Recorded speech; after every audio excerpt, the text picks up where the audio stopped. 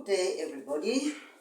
We are meeting again to continue with our lessons of economics, and we are still struggling with the price mechanism.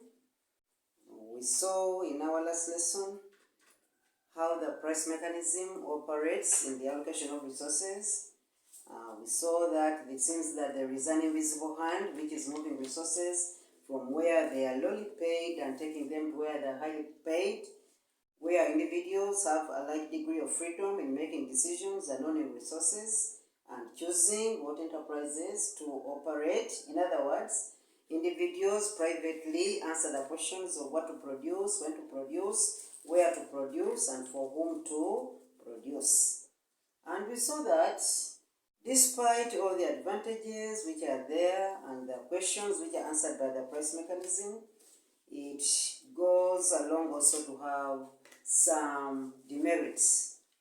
It is not just operating smoothly, but there are some shortcomings which arise out of its operation.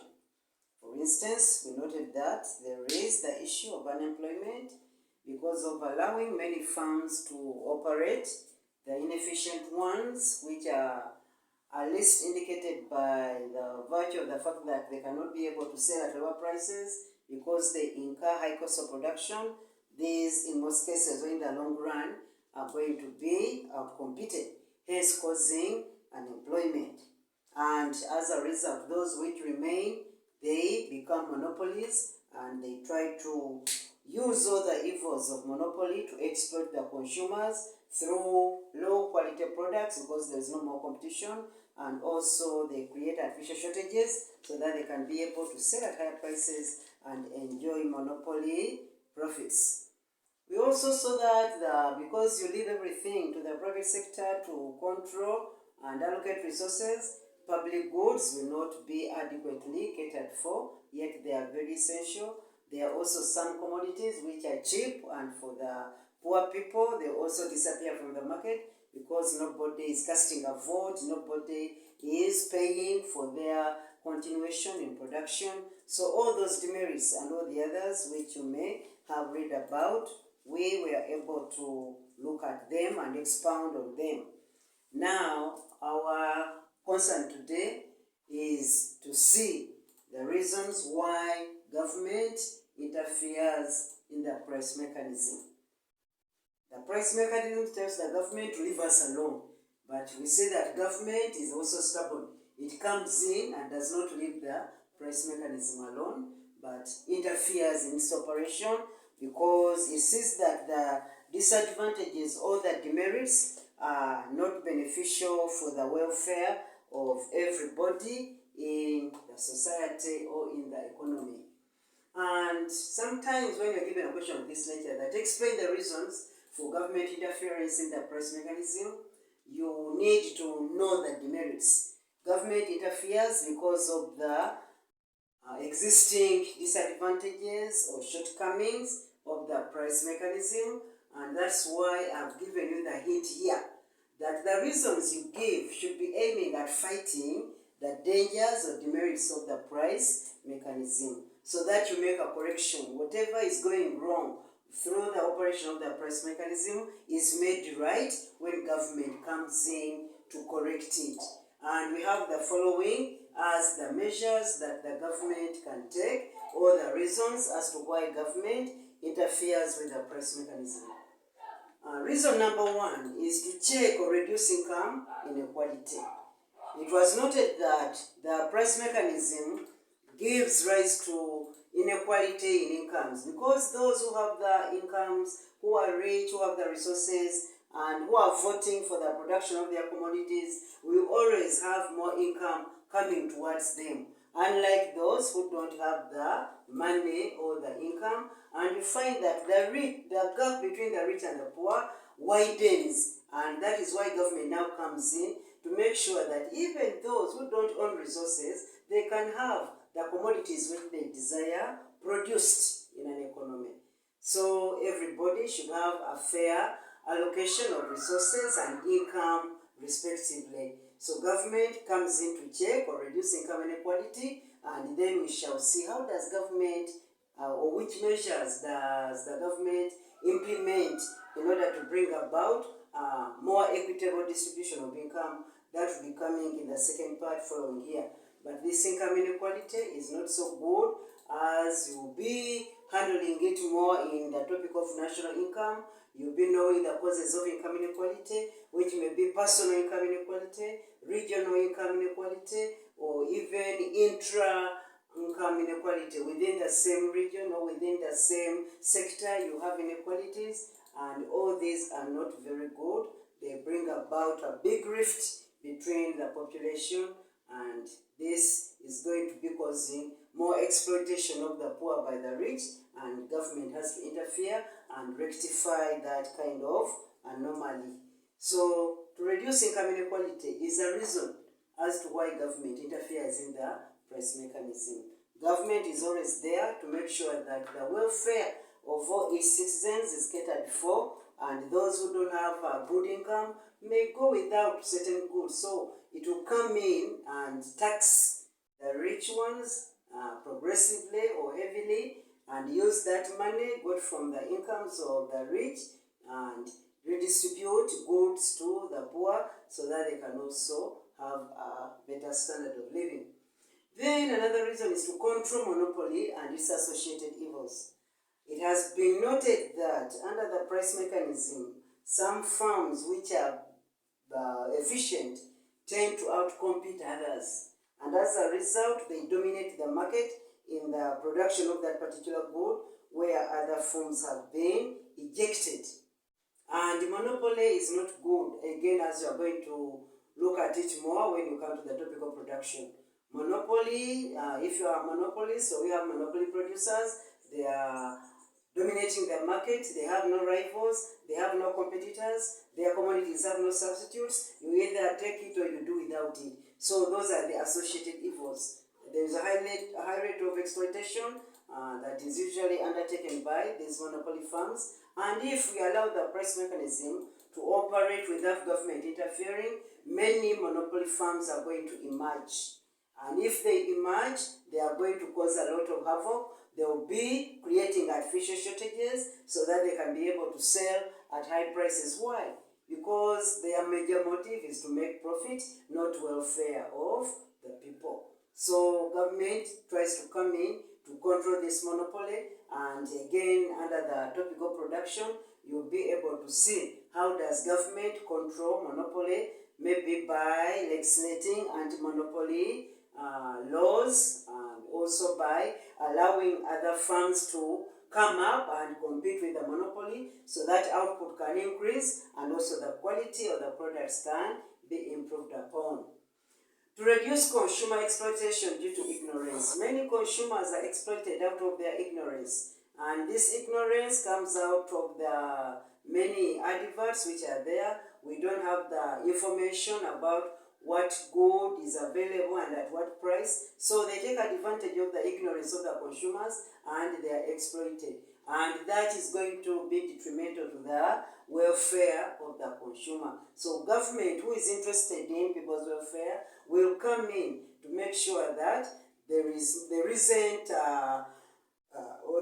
no high rate of exploitation of the consumers. And again, as we are going to see, consumers are usually recommended to join consumer associations which are going to be fighting for their rights, and they'll be able to enjoy goods and services without being taken advantage of.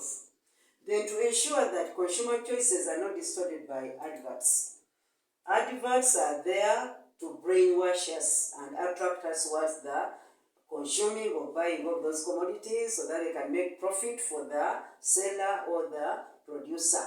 But now government will try to come in and make sure that these adverts are not going to be free, and whoever is advertising is going to incur a cost, and you find that some will be eliminated and the consumers will have remain with their freedom of choice of what they want, and this is going to be used at least catered for by setting up institutions which cater for the quality and maintenance of standard products that qualify to be taken by the consumers. Then to check overutilization of resources. We have seen that under the price mechanism, everybody has a high degree of freedom in the production process. Everybody who owns resources is free to allocate them wherever you want. And you find that those products which are commanding higher prices, they are going to have more resources allocated towards their production. And wherever a venture is very profitable, it attracts as many participants as possible, and you end up overutilizing the resources or even depleting them. They get exhausted, and in order to make sure that there is a reservation of resources for the future, government has to come in so that this overutilization of resources can be controlled. For example, forests, the moment timber is selling at a higher price, or even charcoal, all the forests are going to be destroyed for the sake of the high selling charcoal or for the sake of the high selling timber. So what will happen in the future? What will people use? And that's when we get our environmental degradation, temperatures getting high, no rainfall, prolonged droughts, because the trees that are responsible for maintaining the stability in the atmosphere have all been cut down. So government comes in for the purpose of checking overutilization of resources so that it can be able to keep some for the future and keep the environment in a safe way. To reduce wastage of resources out of wasteful competition. This arises out of the fact that there are many producers, there are many competitors, and all of them are selling the same commodities. They are producing out of competition the same identical products. That is wastage of resources which are scarce. So now it is going to maybe ration out or give permits to only certain people, and others may not be given licenses, so that only a few can produce a particular product other than everybody going into the production of that similar commodity and competing with each other, and in the long run you are only simply wasting resources. Where a few people would have adequately supplied the market of that product, you end up over flooding it, and prices are going to be low, and some of these commodities are not perishable, they cannot be stored for a long period of time, so that is total or complete wastage. To regulate or fight economic instabilities like inflation, it is seen that under the price mechanism, everybody wants to operate when prices are high, and sometimes the prices may go out of control and they are exorbitantly high or inflationary for that nature. And with high rates of inflation, you find that the standard of living of the people goes down, the cost of living to the majority is very high, and government has to interfere and make sure that it controls the prices at a certain level. So there it might come in with either a maximum price or a minimum price to stabilize prices, and it may not only be inflation but also deflation. Prices sometimes may go down, so we also have deflation. So it is a two-way kind of operation, prices moving up and down, and we find that if government does not come in, they may remain in an inflationary period for over a long period of time, or we may be in a deflation or depression or slump, or when prices are very low and nobody wants to operate. When prices are very low, they don't attract any prices, there's no profitability, there's a high rate of unemployment, so nobody wants high rates of inflation, no high degrees of deflation. So government comes to moderate the economic situation and be able to regulate these economic instabilities so that the economy can perform in the best way possible with regard to the prices of the goods and services. Then to provide public goods which are always neglected by the price mechanism. Public goods, as we have already defined them, are those goods which are enjoyed by everybody once provided by the government with no exclusion. Nobody is going to be excluded out of their use or consumption. And we find that these ones don't attract any profit.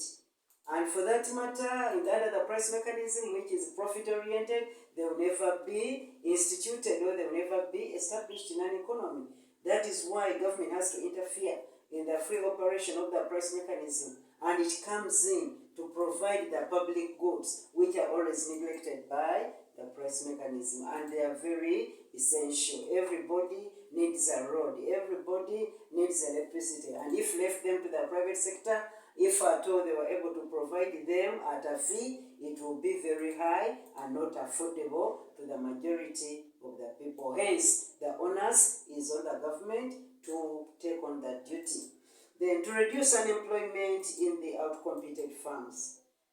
It has already been observed that out of the operation of the price mechanism, inefficient firms usually are outcompeted or they get out of business. They cannot compete favorably with their high cost of production, with their inefficiency, which is portrayed in their charging of higher prices than the efficient firms who are using low cost of production.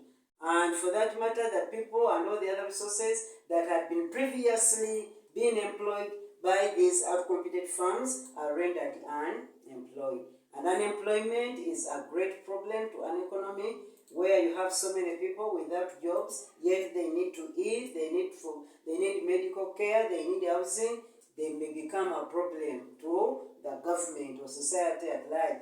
Riots, a lot of crime, a lot of immorality, all those have to be at least controlled, and that's when government comes in, so that those firms which are outcompeted, it is not, they are not given a chance to be outcompeted. Government interferes before they can close, so that people can remain operational. Or if these people get unemployed, then government can absorb them in its own firms, and they can be able to get an income. Then, to raise revenue for the government. Government interferes in the price mechanism to raise revenue for the government. Government requires revenue. Otherwise, where will it get the money to supply the public goods and services? Where will it get the money to subsidize those firms that are being outcompeted? Where will it get the money to maintain a minimum price or a maximum price? So government does not have any other sources of revenue other than getting it from these private institutions, which are taxed accordingly, and then the government is able to realize the desired amount of revenue to cater for its public expenditure.